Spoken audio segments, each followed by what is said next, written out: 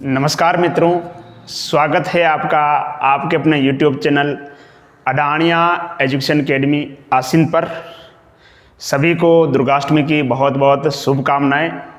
हमारे राजस्थान में तो देखो दुर्गाष्टमी जो है बहुत ही धूमधाम से मनाई जाती है। यहाँ पर जो गेहूं का जो है मीठा दलिया बनाया जाता है और साथ में चावल बनाकर उसका भोग जो है दुर्गा माता को लगाया जाता है। आपके उधर क्या मनाते हैं या नहीं मनाते हैं? यदि मनाते हैं तो किस प्रकार मनाते हैं? बिल्कुल कमेंट बॉक्स में आप मुझे लिख के बताइए कि आपके उधर का दुर्गाष्टमी जो है वो किस प्रकार से मनाई जाती है। दुर्गाष्टमी का हमारे यहाँ पर अवकाश रहता है, जिसकी वजह से विद्यालय में अवकाश था और आज हम कोचिंग से जल्दी फ्री हो गए, तो फिर मैं तैयार हाजिर हूँ आपके सामने।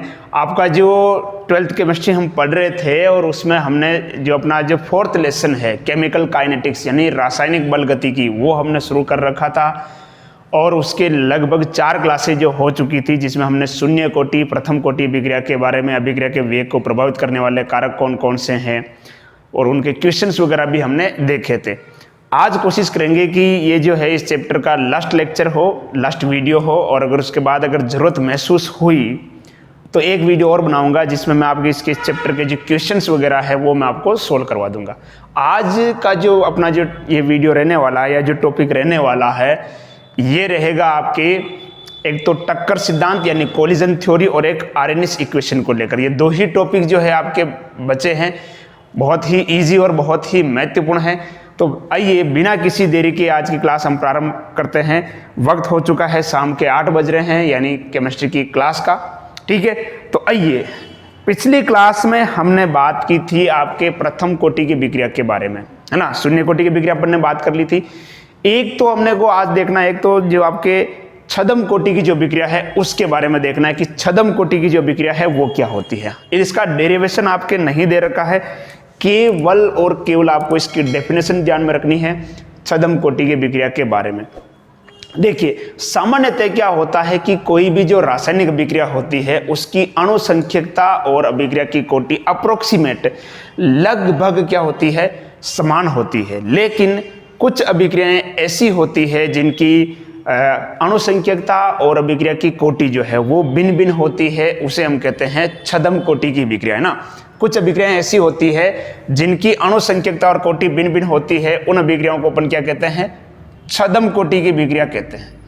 छदम कोटि अभिक्रिया यानी ऐसी अभिक्रिया जिनकी अणुसंख्यकता और अभिक्रिया की कोटि क्या हो, भिन्न भिन्न हो। ऐसी अभिक्रिया जिनकी अणुसंख्यकता और कोटि क्या हो, भिन्न भिन्न हो, उन्हें हम क्या कहते हैं, छदम कोटि की विक्रिया उसे हम कहते हैं। चलिए एक इसका एग्जाम्पल लेते हैं। जैसे मैं ले रहा हूं एथिल एसीटेट, है ना। एक एग्जाम्पल लेते हैं अपन CH3COO C2H5 और इसका हम करा रहे हैं जल अपघटन करवा रहे हैं। क्या करवा रहे हैं, जल अपघटन। मान लेते हैं कि t बराबर 0 समय है, यानी अभी अभिक्रिया शुरू नहीं हुई है। तब इसकी सांद्रता मान लेते हैं वो है 0.01 मोल, है ना। ये इसके मोल हो गए और इसकी सांद्रता मान रहा हूं, मान लो मैं 10 मोल, यानी वैसे हम लेते हैं इसमें 10 मोल। और इसके वियोजन से अपन जानते हैं एक तो क्या बनता है, एसिटिक अम्ल CH3COOH और क्या निकलेगा, एथेनॉल C2H5OH। इसकी जस्ट रिवर्स रिएक्शन जो है हमने इस चैप्टर के शुरुआत में देखी थी, जहां हमने मंद अभिक्रियाओं के बारे में बात की थी, तब वहां हमने इसके बारे में देखा था। अभी देखो अभिक्रिया शुरू नहीं हुई है, t बराबर 0 समय है। इसका मतलब ये बना क्या, आपको होगा सर नहीं बनाया, ये हो गया 0 मोल, ये भी क्या है 0 मोल, ठीक है। t समय बाद ये तो बचता है 0 मोल और ये बनता है 0.01 मोल और ये भी बनता है 0.01 मोल, ये बन जाते हैं। तो इसमें से कितना गया, इसमें से गया 0.01 मोल गया, तो बचा कितना, 9.91 मोल। यानी आप इस अभिक्रिया में देख सकते हो कि जो एथिल एसीटेट है इसका पूरा का पूरा अणु जो है वो उत्पाद में बदल चुका है, जबकि जो जल जो है इसका 0.01 मोल या यूं कह सकते हैं 0.1 मोल ही जो है वो उत्पाद में परिवर्तित हुआ है। सांद्रता में तो परिवर्तन हो रहा है लेकिन लगभग ना के बराबर, जबकि इसकी सांद्रता में क्या हो गया, पूरी तरह से परिवर्तन हो गया। यानी ये अभिक्रिया एक स्टेप में हो रही है, बिल्कुल हो रही है। और यदि कोई अभिक्रिया एक पद में होती है तो उसके अंदर भाग लेने वाले अभिकारक अणु को हम क्या कहते हैं? अभिक्रिया की अणुसंकेतता कहते हैं। और उसमें जिस अभिकारक की सांद्रता में परिवर्तन होता है उसी को हम किस रूप में कंसीडर करते हैं? ऑर्डर ऑफ रिएक्शन, यानी अभिक्रिया की कोटि के रूप में हम उसको दर्शाते हैं। तो यहाँ आप देख सकते हो कि इसकी सांद्रता में बहुत पूरी तरह से परिवर्तन हुआ है, खत्म ही हो गया तरह से, और इसकी सांद्रता में लगभग ना के बराबर परिवर्तन हुआ है। इसलिए हम अभिक्रिया का वेग अगर लिखना चाहे तो लिख सकते हैं R बराबर, ये किसके ऊपर निर्भर करेगा? Ethyl acetate CH3COO C2H5। अभिक्रिया के अंदर अणु तो 2 हैं, लेकिन अभिक्रिया की कोटि इस हिसाब से देखें तो अपन कह सकते हैं कि अभिक्रिया की जो अणु संकेतता है वो तो कितनी हो गई? 2 हो गई, 2 अणु भाग ले रहे हैं। लेकिन अभिक्रिया की जो कोटि जो होगी वो कितनी होगी? 1 होगी। तो ऐसी अभिक्रियाएं जिनमें अभिक्रिया की कोटि और अणु संकेतता दोनों क्या हो? भिन्न भिन्न हो, उन्हें हम क्या कहते हैं? छद्म कोटि की अभिक्रिया कहते हैं। ठीक है। और भी इसके एग्जाम्पल हो सकते हैं, जैसे आपकी जो शर्करा है, शर्करा का वियोजन इक्सु शर्करा है ना, जिसे केन शुगर भी अपन कहते हैं, उसका वियोजन भी एक प्रकार की छद्म कोटि की अभिक्रिया है। आपकी किताब में उदाहरण दे रखा है, आप उसको देख लेना। ठीक है, मिटा दें। चलो, तो ये एक छोटा सा टॉपिक था छद्म कोटि की अभिक्रिया को लेकर। आपको केवल और केवल इसकी डेफिनेशन याद रखनी है, बाकी आपको इसका कुछ भी याद रखने की आवश्यकता नहीं है। चलिए आगे का जो टॉपिक अपन प्रारंभ करते हैं वो है अपना टक्कर सिद्धांत, या जिसे अपन कोलिजन थ्योरी या संगतवाद भी कहते हैं। टक्कर सिद्धांत क्या कहता है उसके बारे में अपन बात कर लेते हैं। देखो, 2 व्यक्ति थे, एक था मैक्सवेल ट्राउट्स और विलियम लुइस। इन दोनों व्यक्तियों ने एक सिद्धांत दिया था जिसे हम टक्कर सिद्धांत कहते हैं, है ना। टक्कर सिद्धांत या संगत सिद्धांत, टक्कर सिद्धांत। देखिएगा, यह सिद्धांत क्या कहता है कि मैंने शुरुआत में भी आपको बताया था, यह सिद्धांत कहता है कि कोई भी अभिकारक अणु है, अगर वो उत्पाद में बदलेगा तो उसके लिए आवश्यक है कि उनके मध्य क्या होनी चाहिए? टक्कर होनी चाहिए। यानी अभिकारक अणु को उत्पाद में परिवर्तित करने के लिए अभिकारक अणु के मध्य क्या आवश्यक है? टक्कर आवश्यक है। अब टक्कर भी ऐसी वैसी नहीं, टक्कर भी प्रभावी टक्कर होना बहुत आवश्यक है। टक्कर भी क्या होना आवश्यक है? प्रभावी टक्कर होना बहुत आवश्यक है। अब इसके लिए देखो, टक्कर के लिए जिस ऊर्जा की आवश्यकता होती है ना, उसे अपन कहते हैं सक्रियण ऊर्जा। तो यह सिद्धांत क्या कहता है कि किसी अभिकारक अणु को उत्पाद में परिवर्तित करने के लिए उनके मध्य प्रभावी टक्कर की आवश्यकता होती है। किसी अभिकारक अणु को उत्पाद में परिवर्तित करने के लिए उनके मध्य प्रभावी टक्कर की क्या होती है? आवश्यकता होती है। अब उस टक्कर के लिए जिस आवश्यक ऊर्जा की आवश्यकता होती है ना, 2 अभिकारक अणु हैं, मान लेते हैं कि ये 2 अभिकारक अणु हैं, एक ए ले लिया और दूसरा बी ले लिया। ठीक है, इन अभिकारक अणु के मध्य यदि टक्कर करवानी है तो इन टक्कर के लिए जिस आवश्यक ऊर्जा की आवश्यकता होगी उस ऊर्जा को अपन क्या बोलते हैं? सक्रियण ऊर्जा कहते हैं। क्या कहते हैं? सक्रियण ऊर्जा। किसी अभिकारक अणु के मध्य प्रभावी टक्कर के लिए, टक्कर तो बहुत सारी होगी, अभिकारक अणु के मध्य टक्कर तो बहुत सारी होगी, लेकिन ऐसी टक्कर जो उन अभिकारक अणु को किस में बदल दे? उत्पाद में बदल दे, उसे हम कहते हैं प्रभावी टक्कर, इफेक्टिव कोलिजन। ठीक है, किसी अभिकारक अणु के मध्य वह प्रभावी टक्कर जो उसे क्या कर देती है? उत्पाद में बदल देती। सॉरी, किसी अणु के मध्य प्रभावी टक्कर होने के लिए, किसी अभिकारक अणु के मध्य प्रभावी टक्कर होने के लिए जिस ऊर्जा की आवश्यकता होती है उस ऊर्जा को हम क्या कहते हैं? सक्रियण ऊर्जा यानी एक्टिवेशन एनर्जी कहते हैं। ठीक है, अब ये एक्टिवेशन एनर्जी मिलती कहां से है? एक तो मिलती है इसको ताप से मिलती है, और दूसरा होता है उत्प्रेरक। किसी भी अभिक्रिया के लिए सक्रियण ऊर्जा का मान जितना कम होगा वह अभिक्रिया उतनी ही तीव्र वेग से संपन्न होगी। देखिए, चलो अपन एक देखते हैं कि एक ग्राफ अपन बना लेते हैं यहाँ पर, कि जैसे ये मैं ले रहा हूं, इधर देखिएगा आप ध्यान से, ये ग्राफ बना लेते हैं अपन। जैसे मैं ग्राफ बना रहा हूं, यहां लिख रहा हूं मैं एक अभिक्रिया पथ, ये अभिक्रिया जिस पथ में हो रही है उसके बारे में मैंने लिख दिया, ठीक है। और यहाँ लिख रहा हूँ मैं ऊर्जा, क्या लिख रहा हूँ, ऊर्जा, ये मैंने लिखा, ठीक है। ये कोई अभिकारक है ना, ये अभिकारक है और ये इस प्रकार से उसकी ऊर्जा का अपन एक ग्राफ बनाते हैं, ये ऐसे बनाते हैं।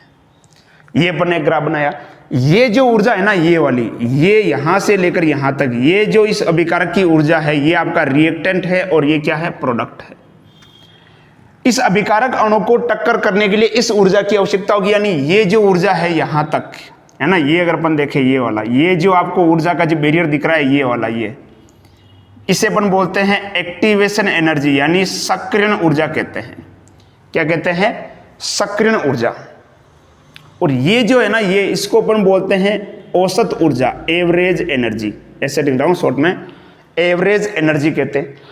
और यहां से लेकर यहां तक ये जो ऊर्जा है ना, यहां से लेकर यहां तक, ये जो ऊर्जा है आपकी, ये वाली औसत ऊर्जा प्लस ये इसको कहते हैं ईटी, यानी देहली ऊर्जा कहते हैं। क्या कहते हैं, देहली ऊर्जा कहते हैं, ठीक है। अब ये खुद अभिकारक की औसत ऊर्जा है ही है, ठीक है। अब इस अभिकारक औसत ऊर्जा के बाद जो अपन ऊर्जा देंगे जिससे कि आपको क्या प्राप्त हो जाए, सक्रियण ऊर्जा प्राप्त हो जाए।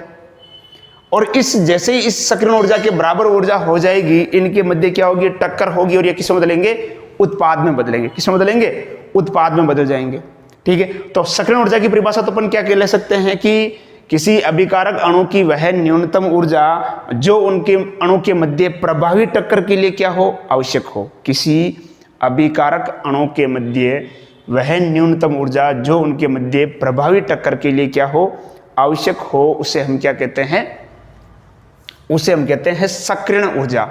अब सक्रियण ऊर्जा अपने को प्राप्त करनी है तो कैसे प्राप्त करेंगे, ये तो हो गई आपकी औसत ऊर्जा। क्या होगी, औसत ऊर्जा।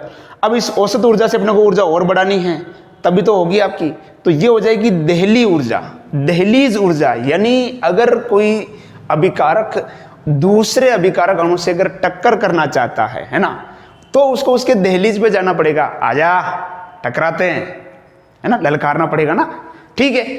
तो यही है दहलीज ऊर्जा, यानी किसी अभिकारक अणु के लिए वह न्यूनतम आवश्यक ऊर्जा जो उसकी सक्रियण ऊर्जा प्राप्त करने के लिए क्या हो, आवश्यक हो, उसे ही हम क्या कहते हैं, देहली ऊर्जा कहते हैं। क्या कहते हैं, देहली ऊर्जा। जैसे हम ईटी से क्या करते हैं, प्रेजेंट करते हैं। किससे प्रेजेंट करते हैं।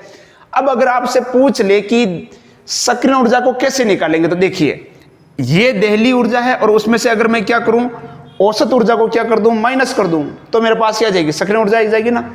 ये देहली ऊर्जा, ये यहां से लेकर यहां तक, और ये है सक्रियण ऊर्जा। मुझे ये मान चाहिए, तो मैं इसमें से इसको निकाल दूं तो ये तो बचेगा मेरे पास, ठीक है। तो यानी अपन लिख सकते हैं कि अगर आपको ये चाहिए उस एक्टिवेशन एनर्जी, तो इसको अपन लिख सकते हैं ईटी माइनस ई एवरेज। यानी देहली ऊर्जा से अगर हम क्या करें, सक्रियण ऊर्जा को क्या कर दें, सॉरी औसत ऊर्जा को क्या कर दें, माइनस कर दे, तो आपके पास क्या आ जाएगा, आपके पास आ जाएगी सक्रियण ऊर्जा निकल के आ जाएगी। क्या निकल के आ जाएगी, सक्रियण ऊर्जा निकल के आ जाएगी। क्लियर। तो एक तो ग्राफ ये इस प्रकार का बनता है आपके। दूसरा एक और बनता है जैसे उष्माक्षेपी और उष्माशोषी के बारे में। ध्यान रखना कि ये सक्रियण ऊर्जा जितनी कम होगी, अभिक्रिया का वेग उतना ही क्या होगा, जल्दी होगा, ठीक है। तो उत्प्रेरक क्या करता है यार, उत्प्रेरक अभिक्रिया में कुछ नहीं करता। उत्प्रेरक क्या करता है कि कोई भी जो अभिक्रिया होती है उसके लिए जो सक्रियण ऊर्जा होती है ना, उस सक्रियण ऊर्जा के मान को कम कर देता है और कुछ नहीं करता। उत्प्रेरक जो क्या करता है, किसी भी अभिक्रिया में जो सक्रियण ऊर्जा होती है उसके मान को कम कर देता है, ठीक है। चलो और देखिए अपन इसके बनाते हैं कुछ, जो ग्राफ आपके दे रखे हैं उसको लेकर हम बात करते हैं। देखिए अगर अभिक्रिया कैसी हो, उष्माक्षेपी हो और एक हो उष्माशोषी, तो उसमें अपने को क्या कंडीशन मिलेगी देखिएगा। जैसे यहां से मैं बना रहा हूं, देखिएगा ये मैंने ग्राफ बनाया, ये बना दिया मैंने, ठीक है। ये आप देख सकते हो, ये जो ऊर्जा अंतर है ये क्या कहलाएगा, आपका एक्टिवेशन एनर्जी कहलाएगा। क्या कहलाएगा, एक्टिवेशन एनर्जी। यानी ये है आपका रिएक्टेंट और ये क्या है, प्रोडक्ट, ये आपकी ऊर्जा है, ठीक है। और दूसरा मैं बना रहा हूं ये वाला, देखिएगा आप, ये है ना, ये एक मैंने ग्राफ बनाया, यहां पे थोड़ा इसको अपन ऊपर रख लेते हैं, यहां से ये आपकी अभिकारक की औसत ऊर्जा हो गई और ये है आपकी उत्पाद की, और ये आपकी है एक्टिवेशन एनर्जी। अब आप दोनों ग्राफ में देख के बता सकते हो कि किसकी एक्टिवेशन एनर्जी ज़्यादा है, किसकी एक्टिवेशन एनर्जी ज़्यादा है। तो आप साफ साफ देख सकते हो कि आप कहोगे सर जो ग्राफ ए है इसकी एक्टिवेशन एनर्जी जो है ग्राफ बी की तुलना में क्या है, ज़्यादा है ना। ये तो कह सकते हैं अपन कि ये जो अभिक्रिया है, देखिए कि सॉरी ये एक्टिवेशन एनर्जी आप देख सकते हो कम है, जबकि वो क्या है, ज़्यादा है। यहां से बनेगा, सॉरी ये यहां से ये उल्टा बना दिया मैंने, ये इसकी एक्टिवेशन एनर्जी क्या है, ज़्यादा है। यहां आप देख सकते हो कि उत्पाद की ऊर्जा अभिकारक से कम हो गई, इसका मतलब ये कौन सी हो गई, ऊष्माक्षेपी अभिक्रिया है। कैसी है, ऊष्माक्षेपी। और यहां उत्पाद की देखो ऊर्जा क्या है, ज्यादा है अभिकारक से, इसका मतलब ये कौन सी है, ऊष्माशोषी अभिक्रिया है। कौन सी है, ऊष्माशोषी। आप देख सकते हो कि ऊष्माक्षेपी और ऊष्माशोषी अभिक्रिया में एक्टिवेशन एनर्जी किसकी ज्यादा है, एक्टिवेशन एनर्जी ऊष्माशोषी अभिक्रिया की क्या है, ज्यादा है, जबकि ऊष्माक्षेपी अभिक्रिया की एक्टिवेशन एनर्जी क्या है, कम है। और जिस अभिक्रिया के लिए एक्टिवेशन एनर्जी का मान क्या होता है, कम होता है, वह अभिक्रिया क्या होती है, तीव्र वेग से संपन्न होती है। जिस अभिक्रिया के लिए एक्टिवेशन एनर्जी का मान क्या हो, कम हो, वह अभिक्रिया तीव्र वेग से संपन्न होती है। तो बताओ कि दोनों अभिक्रिया में से किसका वेग ज्यादा होगा, ऊष्माक्षेपी का ज्यादा होगा या ऊष्माशोषी का ज्यादा होगा।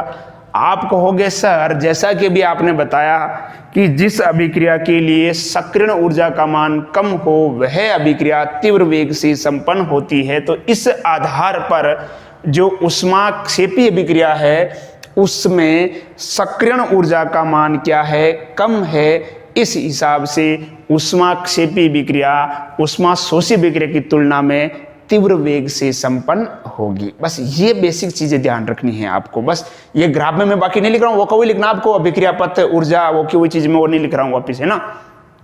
ये इधर ऊर्जा होगा, अभिक्रिया पथ होगा। तो ये ग्राफ देख के आप बता सकते हो कि देख लिए अगर ये मेरी नीचे है, बस थोड़ा सा बता देता हूं मैं, यहां पर ध्यान रख लेना, ये रिएक्टेंट, ये प्रोडक्ट। अगर आपको प्रोडक्ट ऊपर मिल जाए, डायरेक्ट देसी तरीका बता रहा हूं, प्रोडक्ट ऊपर मिल जाए इसका मतलब ऊष्माशोषी और प्रोडक्ट नीचे आ रहा है इसका मतलब ऊष्माक्षेपी। बस ये अगर एग्जाम में पूछ ले तो आप थोड़ा सा बस ये थोड़ा आइडिया लगा लेना, और कुछ नहीं है, ठीक है, क्लियर। और क्या कहता है देखो, ये तो इन्होंने बताया ऊर्जा के बारे में बताया था, और ये क्या कहता है टक्कर के बारे में। देखिएगा टक्कर सिद्धांत ये कहता है कि जो अभिकारक अणु है ना उनके मध्य प्रभावी टक्कर होना बहुत आवश्यक है। प्रभावी टक्कर कैसे होगी उसको समझते हैं। जैसे मेरे पास कोई अभिकारक है, जैसे मैं ले रहा हूं ए और ये बी, इनको टक्कर करना है किससे, सी और डी से टक्कर करनी है। तो यहां आप देखोगे आपस में बी और सी ही टकरा रहे हैं, ए और डी तो टकरा ही नहीं रहे, है ना। अगर इसको देखोगे, अगर ये आपस में यूं टकराएंगे तो यहां आप देख सकते हो बी और सी टकराएंगे, ए और डी तो टकराएंगे ही नहीं ना। इसका मतलब टक्कर प्रभावी नहीं है, टक्कर प्रभावी नहीं है। और यदि टक्कर प्रभावी नहीं है तो अभिकारक उत्पाद में नहीं बदलेगा, अभिकारक उत्पाद में नहीं बदलेगा ना बाबा, ना। इसका मतलब यहां पे हम लिख सकते हैं नो रिएक्शन या नो प्रोडक्ट, प्रभावी टक्कर नहीं है। और यदि अगर ये ऐसे टकरा जाए ए बी प्लस और ये सी डी, तो अब आप देख सकते हो कि सर दोनों के बीच में बिल्कुल बढ़िया तरीके से टक्कर हो रही, बचीड़ हो रही ना। अरे हो रही कि नहीं हो रही है, हो रही है। इसका मतलब ए और सी टकराएंगे तो क्या बनेगा, ए सी बनेगा। क्या बनेगा, ए सी। और बी और डी टकराएंगे तो क्या बनेगा, बी डी बनेगा, ठीक है। तो इसको अपन कहते हैं प्रभावी टक्कर। तो मेरे हिसाब से आपके समझ में आ गया होगा मतलब प्रभावी टक्कर का क्या होता है। प्रभावी टक्कर का मतलब आपके क्या होता है, मेरे हिसाब से समझ में आ गया होगा, ठीक है। यानी सही विन्यास में जब ये टकरा रहे हैं ना तो इनका विन्यास या यूं कह सकते हैं अभिविन्यास जो है वो सही होना चाहिए, ओरिएंटेशन जो है वो इनका सही होना चाहिए, बिल्कुल सही विन्यास में सही दिशा में अगर टक्कर होगी तो उसे अपन कहेंगे प्रभावी टक्कर। और प्रभावी टक्कर से ही अभिकारक उत्पाद में बदलेगा। ठीक है, यहां प्रभावी टक्कर नहीं हुई, अभिकारक उत्पाद में नहीं बदलेगा। यहां टक्कर प्रभावी हुई, देख सकते हैं साफ साफ, तो अभिकारक उत्पाद में बदलेगा। Clear sir? और कोई एग्जांपल? बिल्कुल बताते हैं रे, चिंता नहीं। चलो मिटा दें इसको और देखते हैं जो आपके एग्जाम्पल दे रखा है बुक के अंदर, उसी को चलो उठा लेते हैं एक बार अपन, फिर बात करते हैं, है ना। देखिए जैसे ये लिखा मैंने H, ये H, सॉरी इसको थोड़ा व्यवस्थित तरीके से लिखे ताकि आपके समझ में आ जाए। ये H और ये H, ये H और इधर ये है Br, CH3Br मेथिल ब्रोमाइड, और इसके सामने टकराना चाह रहा है कौन? OH minus. मैंने इसके सामने लिख दिया नो रिएक्शन।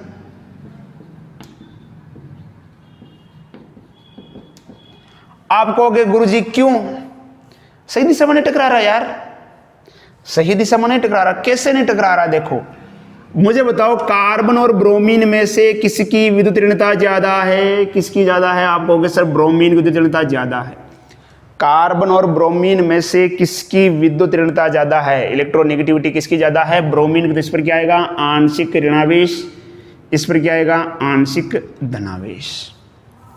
अब ये OH इधर से आ रहा है, सामने से आ रहा है, क्या होगा बताओ?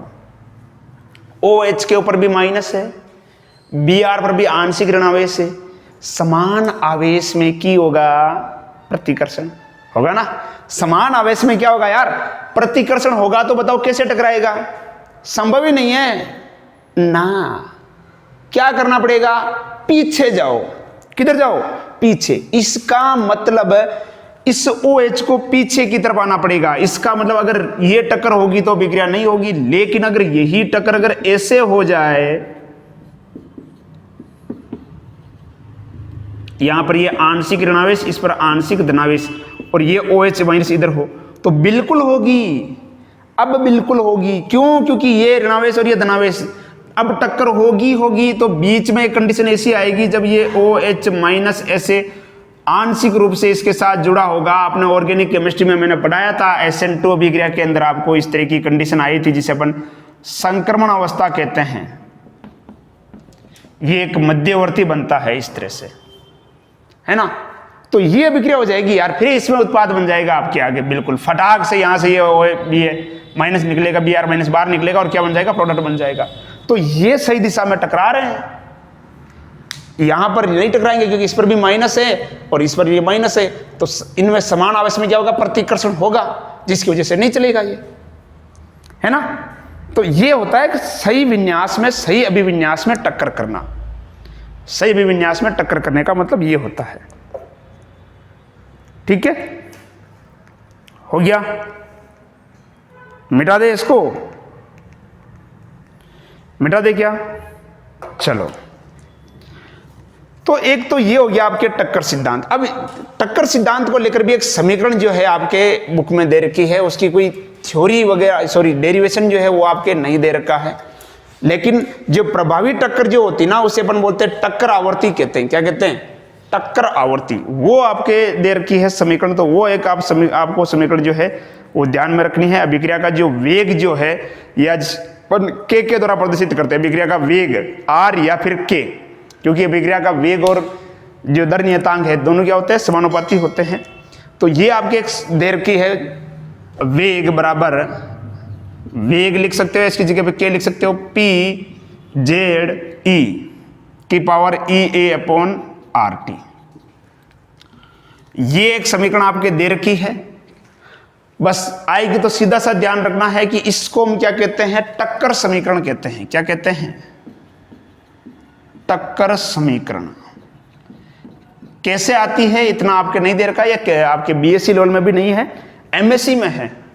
और MSc तो फिर बहुत बड़ी चीज हो जाती ना। ठीक है, पहले 12th पास करो, फिर 3 साल की BSc करो, फिर MSc। ठीक है, तो वहां इसके बारे में व्युत्पन्न का, यानी इसको कैसे डिराइव करते हैं वहां दे रखा है। यहाँ पर आपको देने, आपको सीधा से ध्यान रखना, टक्कर समीकरण यानी क्या होता है? PZE की पावर क्या है? EA/RT। क्लियर, ये है टक्कर समीकरण। अब देखिए कि अभिक्रिया के वेग की जो है वो ताप पर निर्भरता को समझाने के लिए दो व्यक्ति और थे, मैक्सवेल और बोल्ट्जमान। उन्होंने एक आरेख बनाया जिसे अपन ऊर्जा वितरण आरेख कहते हैं, है ना।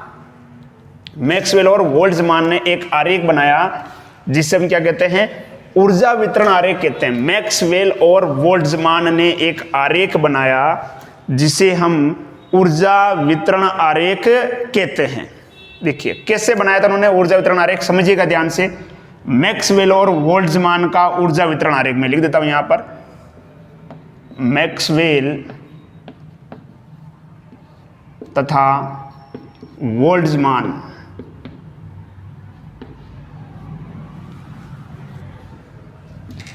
मैक्सवेल तथा बोल्ट्ज या वोल्ट्स आपकी किताब में देखना पड़ेगा, आप देख लेना,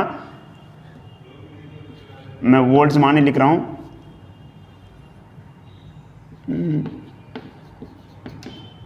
बोल्ट्जमान का ऊर्जा वितरण आरेख,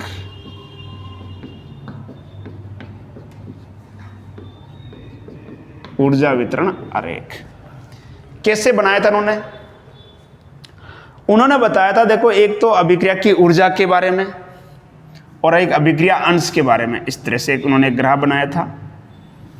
उन्होंने कहा था कि ये तो क्या है, एनर्जी है, क्या है, एनर्जी, और यहां पर है अभिकारक मोल अंश, क्या है, अभिकारक मोल अंश।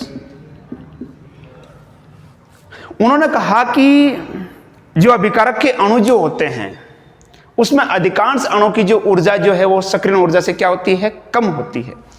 अधिकांश अणु की जो ऊर्जा है वो सक्रियण ऊर्जा से क्या होती है, कम होती है। जैसे मान लेते हैं कि यहां पर ये एक एनर्जी बैरियर बना देता हूं, ये है, जो अणु इस एनर्जी बैरियर को पार कर जाएगा, जो अणु इस एनर्जी बैरियर को पार कर जाएगा वो किसमें बदल जाएगा, उत्पाद में बदल जाएगा। ठीक है, तो जैसे मान लेते हैं कि ये आपके अभिकारक अणु हैं, ये इस तरह से, तो इतने अणु में से इतने से ही अणु हैं जो इस एनर्जी बैरियर को पार कर पाए और यही उत्पाद में बदलेंगे, क्योंकि ऐसे अणु जिनकी ऊर्जा सक्रियण ऊर्जा के बराबर होगी या सक्रियण ऊर्जा से क्या होगी, अधिक होगी, वही तो उत्पाद में बदलेंगे। ठीक है, ये इतने सारे अणु हैं लेकिन इनमें से इतने से अणु की ऊर्जा ही, देखिए ये सब अणु की संख्या है, ऊर्जा नहीं है, ध्यान रख लेना। ये नहीं कि इसको तुम ऊर्जा मान लो, नहीं, खोटा हो जाएगा।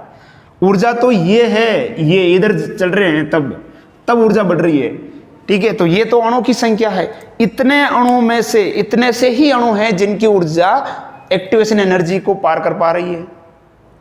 यानी मान लेते हैं कि एक्टिवेशन एनर्जी मान लो 25 जूल है, तो ये इतने से अणु हैं जिनकी ऊर्जा 25 जूल से अधिक है, बाकी इन सबकी ऊर्जा तो क्या 25 जूल से कम है। इसको मान लेते हैं अपन, ताप मान लेते हैं, T1 मान लेते हैं, क्या मान लेते हैं, T1 मान लेते हैं। ठीक है, अब मैं यदि ताप को बढ़ाऊं तो अपन जानते हैं अणु की ऊर्जा क्या होगी, बढ़ेगी। ताप को बढ़ाएंगे तो अणु की ऊर्जा क्या होगी, बढ़ेगी। ठीक है, अणु की ऊर्जा बढ़ेगी तो यानी ये जो अणु हैं इनकी ऊर्जा भी क्या हो जाएगी, एक्टिवेशन एनर्जी को पार कर जाएगी। इसका मतलब जो ग्राफ जो अपने को मिलेगा वो कुछ इस प्रकार से मिलेगा, ऐसे मिल जाएगा। ठीक है, इसका मतलब ये अणु जो है आपके T2 टेम्परेचर पे हो गए आपके, यानी ताप बढ़ाने पर अणु की एक्टिवेशन एनर्जी क्या हो गई, बढ़ गई। अणु की ऊर्जा बढ़ गई तो एक्टिवेशन एनर्जी के बैरियर को क्या कर गए, पार कर गए। यानी ये अणु की संख्या जो यहां से जो कम हुई ना वो इधर बढ़ गई। यहां से जो अणु ये जो कम हुए थे, देखो नीचे की तरफ जो आए थे वो इधर बढ़ गए। ये है बोल्ट्जमान और मैक्सवेल का ऊर्जा वितरण आरेख। तो उन्होंने कहा कि जो अभिकारक के जो मोल अंश है ना, अभिकारक के जो मोल अंश है जिसे अपन बोल सकते हैं फ्रैक्शन ऑफ मॉलिक्यूल, है ना, यूं शॉर्ट में लिख देता हूं मैं, फ्रैक्शन ऑफ मॉलिक्यूल, अभिकारक के मोल अंश। ठीक है, ये जो है बराबर होता है, उन्होंने एक स्थिरांक दिया था जिसे अपन बोलते हैं, उन्होंने इसके लिए एक समीकरण दी थी E की पावर EA/RT। ये उन्होंने दिया था, किसने, मैक्सवेल और बोल्ट्जमान ने दिया था। किसने दिया था, मैक्सवेल और बोल्ट्जमान ने, कि फ्रैक्शन फ्रैक्शन ऑफ मॉलिक्यूल यानी अभिकारक के मोल जितने ज्यादा होंगे अभिक्रिया का वेग R या जो K है वो उतना ही क्या होगा, अधिक होगा। तो इसके लिए मैं लिख रहा हूं K, तो K समानुपाती होता है e की पावर EA/RT, है ना। ये था आपके मैक्सवेल और बोल्ट्जमान का समीकरण, उन्होंने इसको इस तरह से तैयार करके दिया। ठीक है, क्लियर। अब एक नए साइंटिस्ट और आए थे जिसका नाम था आर्रेनियस। क्या नाम था? आर्रेनियस।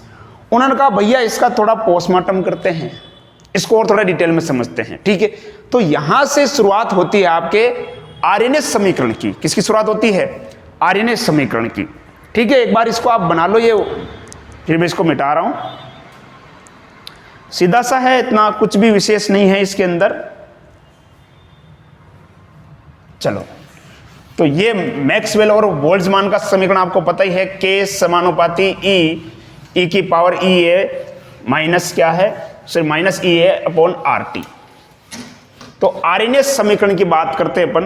अब आर्रेनियस समीकरण की शुरुआत कैसे होती है, देखिए आपके पास क्या था, मैं पहले हेडिंग लगा देता हूं, आर्रेनियस समीकरण, है ना। अभी अपन ने देखा था आपके पास क्या था, K समानुपाती E की पावर क्या था, EA/RT। जब इस समानुपाती के चिन्ह को हटाएंगे तो स्थिरांक लगेगा, तो क्या हो जाएगा आपका K बराबर A की पावर A डॉट क्या हो जाएगा, EA/RT। एक तो आपके आर्रेनियस इक्वेशन ये है, आर्रेनियस समीकरण, है ना। ये भी क्या है, एक आर्रेनियस समीकरण है। अब मैं क्या करता हूं, इसका लोग ले रहा हूं, समझना ध्यान से। अब शुरुआत कर रहा हूं मैं आर्रेनियस समीकरण की, आर्रेनियस समीकरण की शुरुआत कर रहा हूं। एक बार बिल्कुल ध्यान इधर दे दीजिएगा आप, कंप्लीट व्यवस्थित तरीके से मैं शुरू करने जा रहा हूं आर्रेनियस समीकरण। ठीक है, मैं क्या कर रहा हूं, लोग ले रहा हूं। क्या ले रहा हूं? लोग लेने पर तो ये आपका क्या हो जाएगा, देखिएगा log E के बराबर ये क्या हो जाएगा, log A। अब इसको देखिएगा आप, ये क्या हो जाएगा, A इंटू बी है ना, तो क्या हो जाएगा प्लस log E की पावर क्या है आपके, माइनस EA/RT। यही तो है। और अपन जानते हैं घात जो होती है log की आगे आ जाती है, log A की पावर B। अगर मान लो ऐसे है, जैसे मान लो log A की पावर B है, तो इसको हम लिख सकते हैं B log A। इसका मतलब जो पावर जो है ना, इस पावर को अपन आगे लिख सकते हैं, तो मैं वही कर रहा हूं, पावर को आगे लेके आ रहा हूं मैं। तो क्या हो जाएगा, देखिएगा log E के बराबर log A, पावर आ जाएगी तो क्या हो जाएगा, माइनस EA/RT, और ये क्या हो जाएगा, log E। log E base पे E है आपका। ठीक है, और log E बेस पे E का मान कितना होता है, 1 होता है। कितना होता है, 1। यानी इसकी पूरे की वैल्यू कितनी हो गई, 1 हो गई। इसकी कितनी होगी पूरे की वैल्यू, यहां क्वेश्चन में लेता हूं, log E बेस पे E बराबर कितना होता है, 1 होता है। तो अब यहां पे क्या बचेगा आपके पास, log E के बराबर log E A minus EA/RT। ये भी एक प्रकार का क्या है, आर्रेनियस समीकरण है। क्या है, आर्रेनियस समीकरण ही है ये भी एक प्रकार से। अब मैं क्या कर रहा हूं, log E को किस में बदलता हूं, log 10 में बदलता हूं। log E को log 10 में बदलता हूं, तो यहां इधर कर देता हूं मैं, log E को log 10 में बदलने पर, log E को log 10 में बदलने पर, देखिएगा जब भी log E को हम क्या करते हैं, log 10 में बदलते हैं ना, तो अपन क्या करते हैं, 2.303 से क्या करते हैं, गुणा करते हैं। तो इसको गुणा करेंगे तो क्या हो जाएगा, ये 2.303 log E की जगह पे हो जाएगा log 10 के, इसको गुणा कर दिया ना, 2.303 से गुणा कर दिया, log के बराबर, इसको भी गुणा कर देंगे, 2.303 log 10A माइनस क्या मिलेगा, EA/RT, ये मिलेगा। अब मुझे इनको हटाना है तो मैं क्या करूंगा, 2.303 का क्या लगा दूंगा, भाग लगा दूंगा। भाई मुझे इनको हटाना है, ये जो लिख रखे हैं ना, ये गणित के आंकड़े जो आपके सामने लिख रखे हैं, इनको हटाना है। हटाने के लिए क्या करूंगा, 2.303 का क्या लगा दूं, भाग लगा दूं, तो लगा दो 2.303 का क्या देने पर, भाग देने पर। तो ये क्या मिलेगा बताओ, ये मिलेगा आपको log 10 बेस पे k बराबर log 10 बेस पे a minus E A upon, अब भाग लगाए तो भाग तो इसमें भी तो लगेगा, सभी में, इसमें भी लगेगा, इसमें भी लगेगा और इसमें भी लगेगा।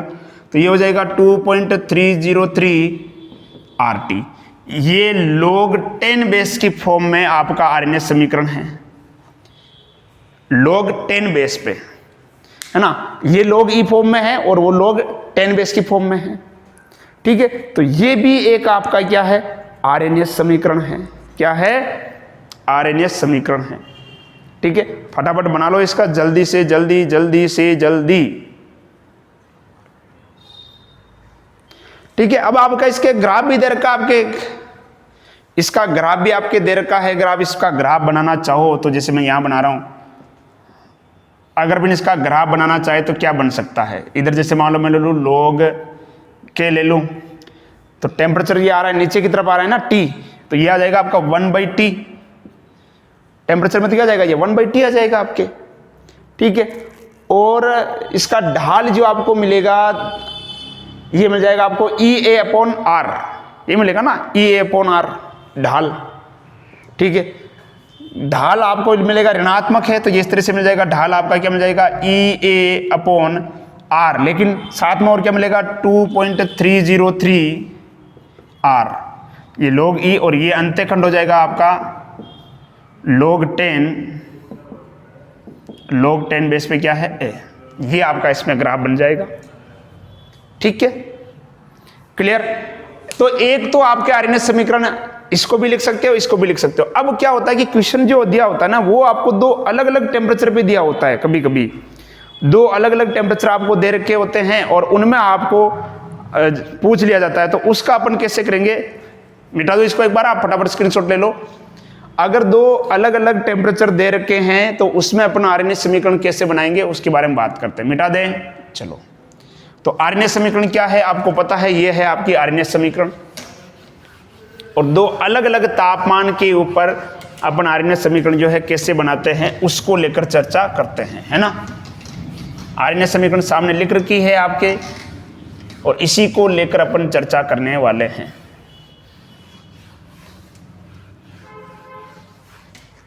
देखिएगा,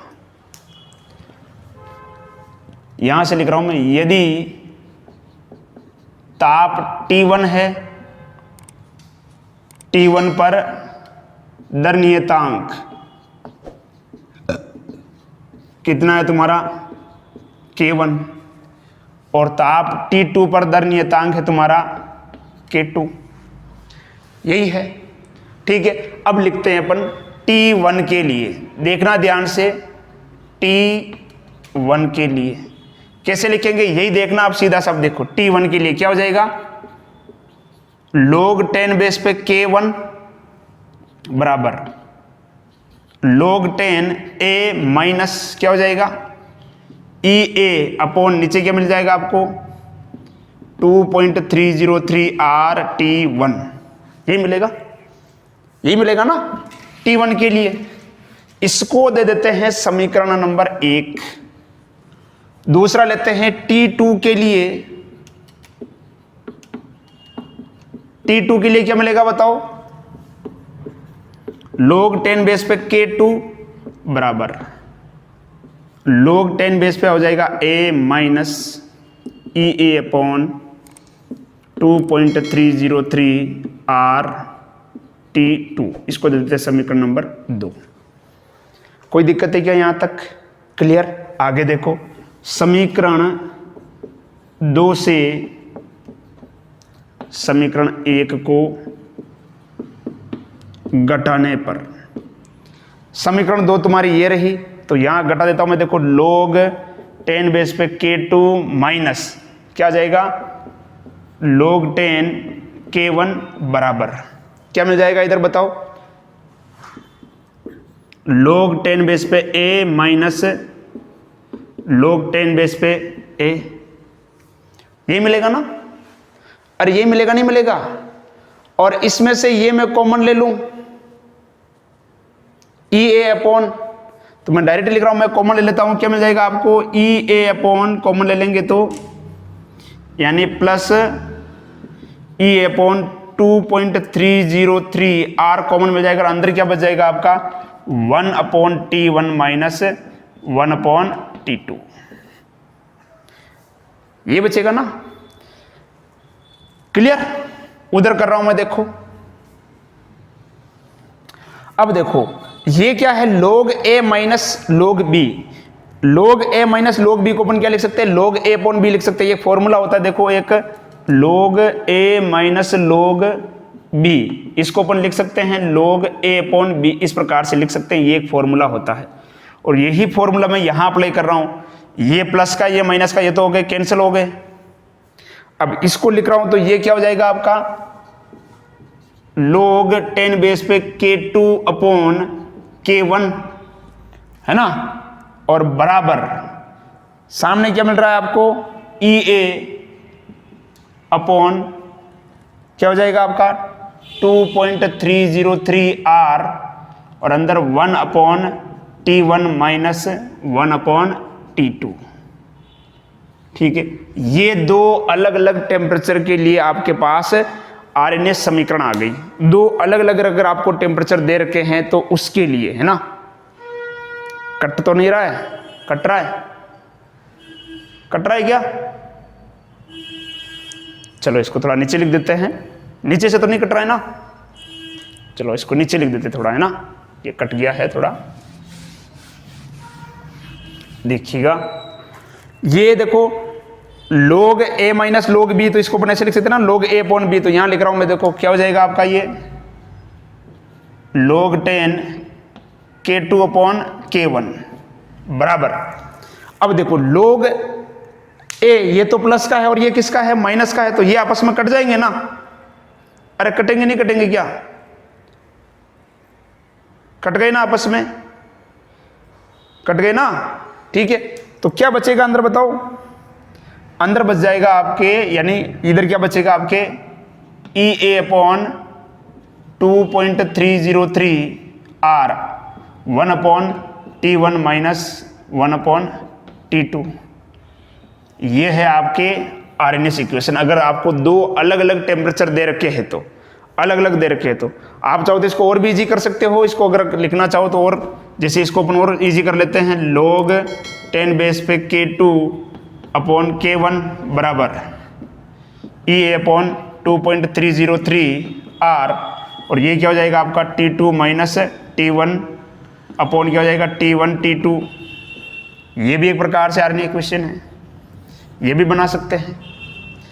ठीक है, तो ये आपके था एक तो टक्कर सिद्धांत, और ये कौन सा आरएनएस इक्वेशन, बहुत इजी है और बहुत ही शानदार है, बहुत ही इंपॉर्टेंट भी है। कई क्वेश्चन जो इससे आपसे पूछे जाते हैं, अभिक्रिया को लेकर, इसकी जो सक्रिय ऊर्जा को लेकर क्वेश्चन जो आपके पीछे किताब में कई सारे क्वेश्चन दे रखे, अगर आप इस क्वेश्चंस को देखोगे, इस इक्वेशन को देखोगे तो डायरेक्ट हो जाएगा। कुछ क्वेश्चन आपको इस इक्वेशन से भी रिलेटेड मिल सकते हैं, ध्यान रखना। ये जो इक्वेशन मैंने आपको शुरुआत में बताई थी कि k बराबर a की पावर क्या थी आपके, e की पावर क्या थी ई ए अपॉन आर टी, तो इसको लेकर भी कुछ क्वेश्चन आपके मिल सकते हैं। ये भी एक आरएनए समीकरण है, लेकिन इसको मैंने अपन ने ये log बेस में लिख दिया, तो ये इस तरह से दो अलग अलग टेम्परेचर के लिए जो समीकरण है ये बन के आ जाती है ना।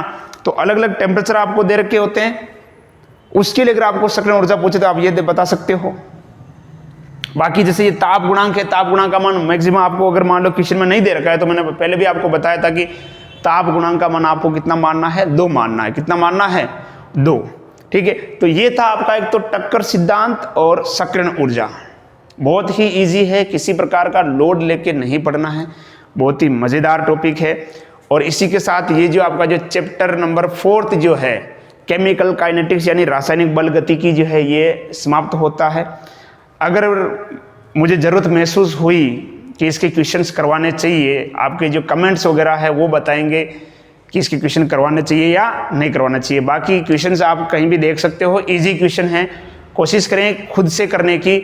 नहीं आएंगे तो फिर मैं हूँ, लेकिन पहले कोशिश करें। समस्या क्या आती है कि यार आप कोशिश नहीं करते हो, एक तो पहले कोशिश तो करो, उस क्वेश्चंस को सोल्व करने की कोशिश करो, है ना। नहीं आ रहा है तो फिर आप किसी की सहायता लो ना यार। आप पहले ही क्वेश्चन को देखा यार ये मेरे से नहीं होगा है। और दूसरा मैं यार बार बार आपको कह रहा हूं कि कॉल करने का समय मैंने आपको बता रखा है, उसी समय पे आपको कॉल करना है। आप अदर समय पे कॉल करते हो, फिर कोई कॉल अटेंड करता नहीं है, फिर आप कमेंट करते हो कि सर कॉल अटेंड नहीं करते हो, कॉल अटेंड नहीं करते हो। यार कितनी बार बोलूं मैं आपको कि सुबह 8 बजे से लेकर शाम को 5 बजे के बीच में कॉल करो। आप कॉल अटेंड अगर किसी ने नहीं किया तो फिर आप 10 मिनट बाद कर दो या आधे घंटे बाद करो, है ना। और भी बहुत सारे कॉल आते रहते, तो और भी अदर नंबर भी हैं, तो जो भी स्टाफ है उसके साथ दूसरे कॉल पे बात करता रहता है। जब उसकी बात खत्म होगी तो आपका कॉल अटेंड करेगा ना। ऐसे तो है नहीं कि मतलब उससे भी बात करे फिर आपका भी कॉल अटेंड कर ले, दो से तो बात एक साथ होगी नहीं, ठीक है। दूसरा मैसेज करना, जो भी चीज़ें हैं आप ऑफिस टाइम में करो, आपको रिप्लाई मिलेगा। अब आप मान लो कि रात को 11 बजे कर रहे हो, बहुत सारे ऐसे जगह सुबह 6 बजे करने लग जाते हैं। ऑफिस टाइम सुबह 8 से शाम को 5 बजे के बीच में है, इस टाइम में आप संपर्क कीजिए, आपको जवाब मिलेगा, ठीक है। आपकी समस्या का समाधान होगा। नोट्स आपको बोल ही रखा है कि आपको हमारा टेलीग्राम चैनल है, वहाँ से आपको ज्वाइन करना है चैनल को, और वहाँ से आपको डाउनलोड करने, नीचे लिंक भी मैंने दे रखा है, ठीक है। तो वहाँ से भी आप ज्वाइन कर सकते हैं। बाकी नीचे एक पट्टी चल रही है, उसमें आपको नंबर मिल जाएंगे, उस नंबर पे आप मैसेज डालिए, आपके पास लिंक आ जाएगा, लिंक के थ्रू आप हमारे टेलीग्राम चैनल पे पहुँच सकते हैं, ठीक है। तब तक पढ़ाई करते रहिए, सुरक्षित रहिए, धन्यवाद।